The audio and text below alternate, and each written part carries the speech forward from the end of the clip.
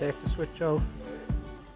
Take a few photographs to see where the cables are, where to put them back. When you're taking the switch out, make sure obviously the treadmill is plugged out and everything else.